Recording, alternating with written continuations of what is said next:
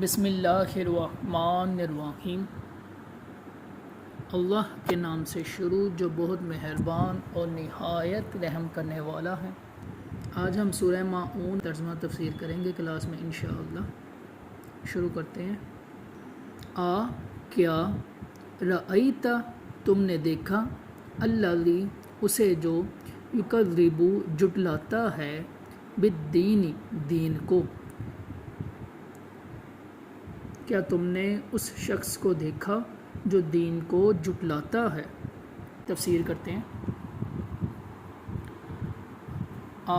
رأیت الذی یکذب بالدین، کیا تم نے اس شخص کو دیکھا جو دین کو جھٹلاتا ہے، دین کا انکار کرتا ہے، دین قبول نہیں کرتا۔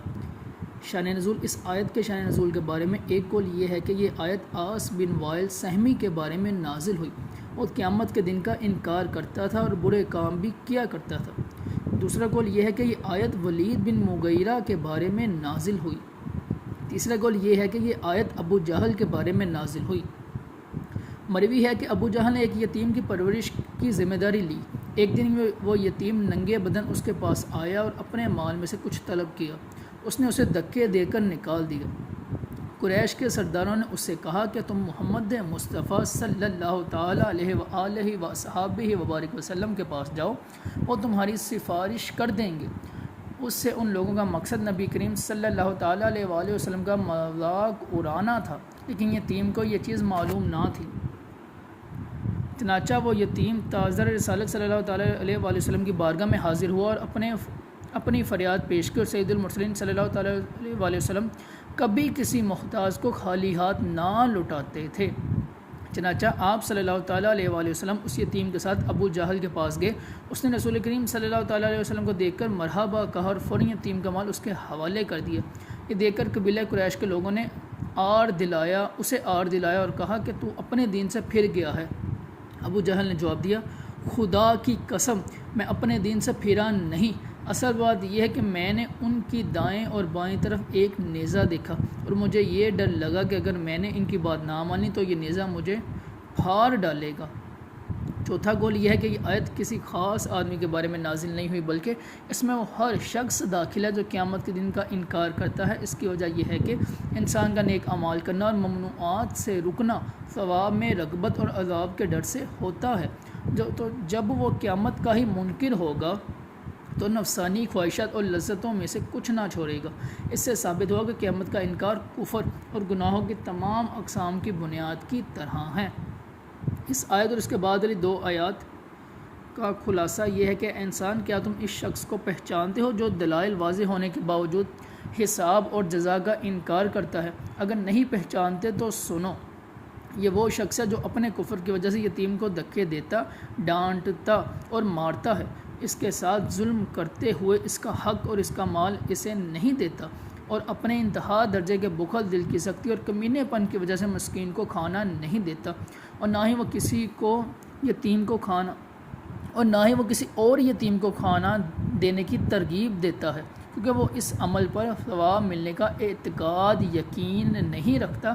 اگر وہ جزا پر ایمان لاتا اور وعید پر یقین رکھتا تو اس سے یہ افعال صادر نہ ہوتے، وہ یہ فعل نہ کرتا۔ آگے دوسری آیہ مبارکہ دیکھتے ہیں۔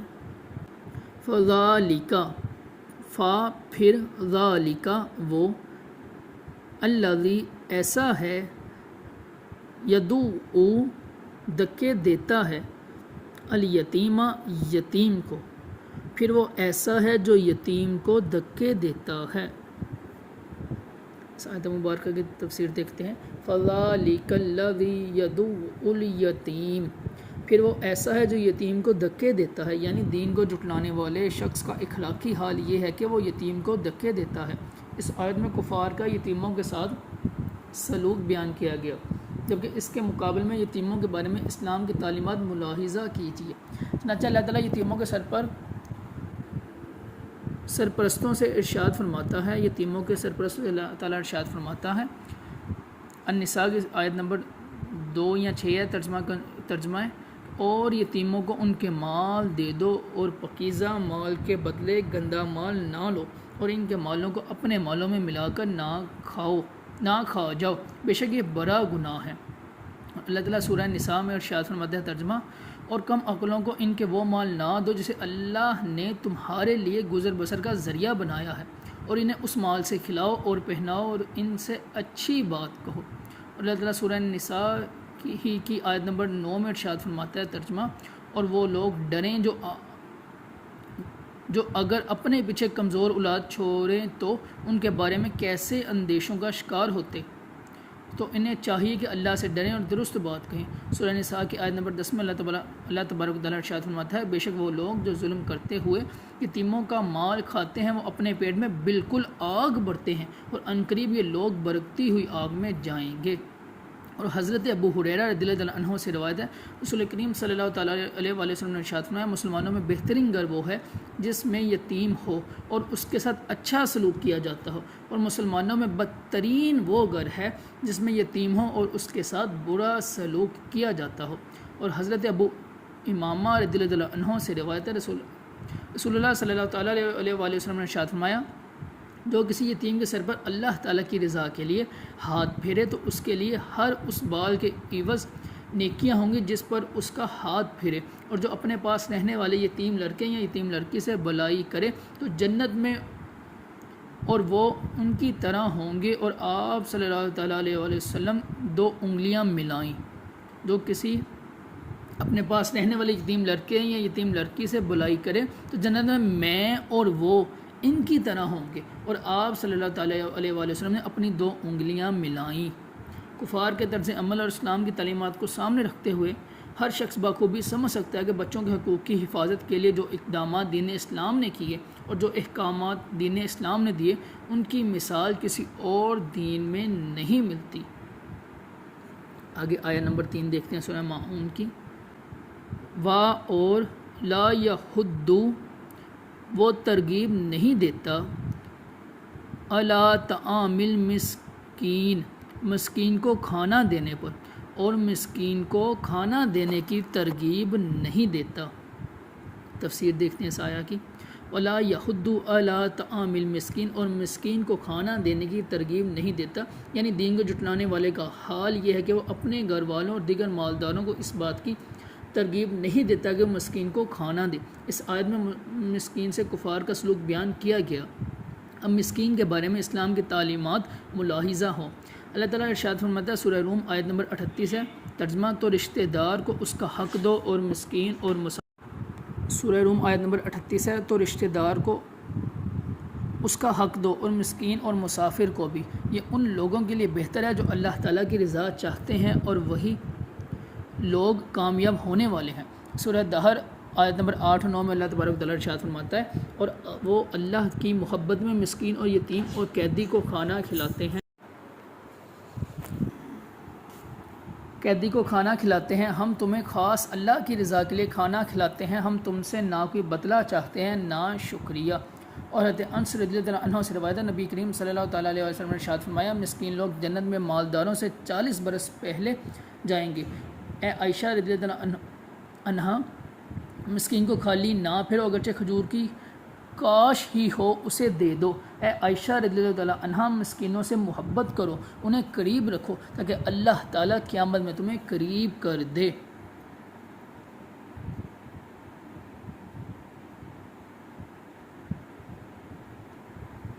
آگے آیت نمبر 4 دیکھتے ہیں، فویل للمصلین، فویل تو خرابی ہے، للمصلین ان نمازیوں کے لیے، الذین جو ہم وہ عن صلاتہم اپنی نماز سے، ساہون غفلت کرنے والے ہیں، الذین وہ لوگ جو ہم یراؤون وہ دکھاوا کرتے ہیں۔ اب 3 آیتوں کا بمحاورہ ترجمہ دیکھتے ہیں۔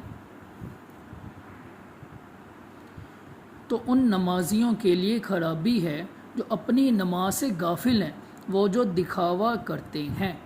ان 3 آیات کی تفسیر دیکھتے ہیں۔ فویل للمصلین، تو ان نمازیوں کے لیے خرابی ہے، یہ آیت اور اس کے بعد والی آیت میں ارشاد فرمایا کہ ان نمازیوں کے لیے خرابی ہے جو اپنی نماز سے غافل ہیں، اس سے مراد منافقین ہے۔ جب وہ لوگ تنہا ہوتے ہیں تو نماز نہیں پڑھتے کیونکہ وہ اس کے فرض ہونے کا اعتقاد نہیں رکھتے، اور جب وہ لوگوں کے سامنے ہوتے ہیں تو نمازی بنتے ہیں، اپنے آپ کو نمازی ظاہر کرتے ہیں اور انہیں دکھانے کے لیے اٹھ بیٹھ لیتے ہیں، اور حقیقت میں یہ لوگ نماز سے غافل ہیں۔ نماز سے غافل رہنے والوں کے بارے میں ایک اور مقام پر اللہ تعالیٰ ارشاد فرماتا ہے، سورہ مریم آیت نمبر 59 ہے، تو ان کے بعد وہ نالائق لوگ ان کی جگہ آئیں جنہوں نے نمازوں کو ضائع کیا اور اپنی خواہشوں کی پیروی کی، تو ان قریب وہ جہنم کی خوفناک وادی گھی سے جا ملیں گے۔ اور ارشاد فرمایا رب تعالیٰ نے سورہ نساء کی آیت نمبر 122 اور 123 میں،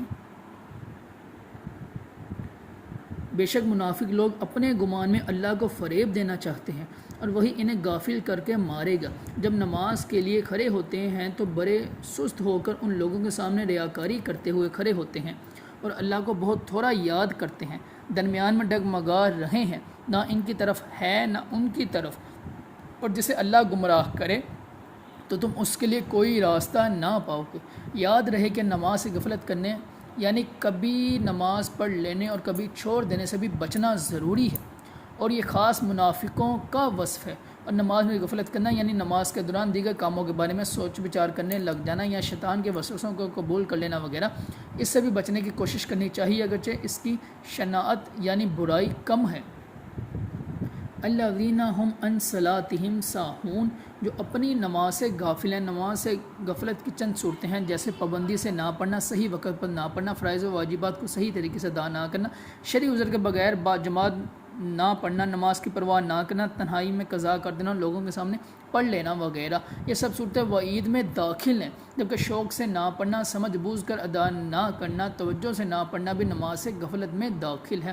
البتہ یہ صورتیں اس وعید میں داخل ہیں جو قبل آیت میں بیان ہوئی ہیں۔ الذین هم یراؤون، وہ جو دکھاوا کرتے ہیں، یعنی منافقین فرائض کی ادائیگی اللہ تعالیٰ کی رضا حاصل کرنے کے لیے نہیں بلکہ لوگوں کو دکھانے کے لیے کرتے ہیں۔ ریاکاری کی تعریف یہ ہے کہ اپنے عمل کو اس ارادے سے ظاہر کرنا کہ لوگ اسے دیکھ کر اس کی عبادت گزاری کی تعریف کریں۔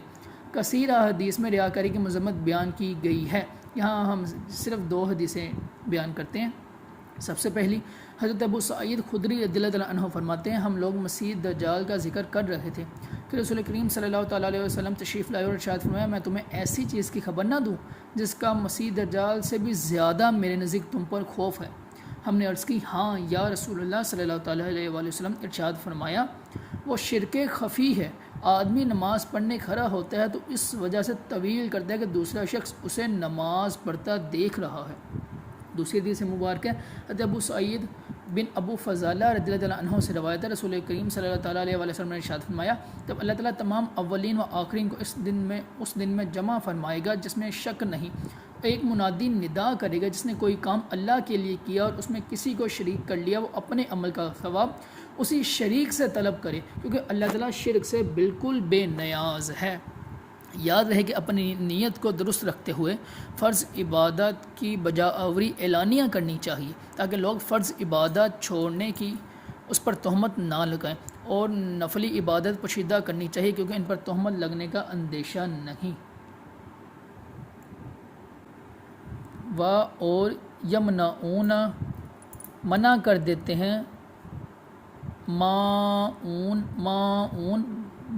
برتنے کی معمولی چیزوں سے، اور برتنے کی معمولی چیزیں بھی نہیں دیتے۔